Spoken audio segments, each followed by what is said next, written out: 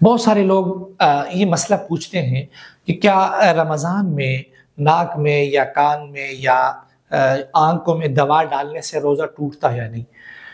तो इस हवाले से शरई हुक्म ये है कि अगर आप नाक में दवा डालेंगे तो उससे रोज़ा टूट जाएगा, क्योंकि नाक जो है वो मनफ़ज़ी मोताद है। फ़िक़ही इस्तिलाह में इसको मनफ़ज़ी मोताद कहते हैं और उसका जो उससे जो आप डालेंगे वो हलक़ में जाता है, तो हलक़ में अगर मनफ़ज़ी मोताद के ज़रिए कुछ जाए तो रोज़ा टूट जाता है।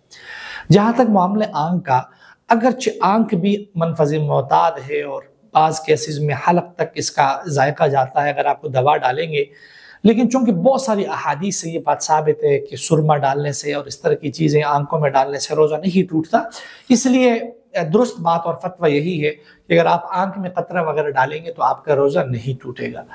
तीसरी बात है कान के हवाले से। कान में दवा डालने के हवाले से हमारे फ़ुक़हाए किराम, जो कदीम फ़ुक़हाए किराम थे, उन्होंने लिखा है कि इससे रोज़ा टूट जाएगा।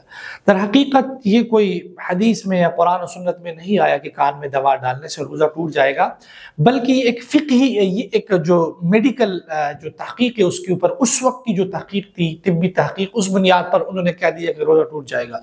उस वक़्त के अतिबाई समझते थे कि कान एक मनफ़ज़ी मोताद है और अगर आप इसमें कुछ डालेंगे तो वो हलक़ तक पहुँचेगा।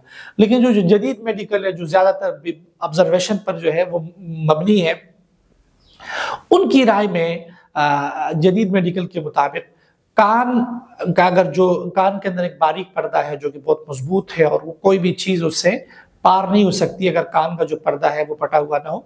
लिहाजा अब जो हम फतवा देते हैं जदीद मेडिकल के मुताबिक कि अगर आप कान में दवा डालेंगे तो आपका रोज़ा नहीं टूटेगा। तो खुलासा ये हुआ कि आँख और कान में दवा डालने से रोज़ा नहीं टूटता, नाक में दवा डालने से रोज़ा टूट जाता है। अल्लाह ताला हम सबको अमल की तौफ़ीक़ नसीब फरमाए।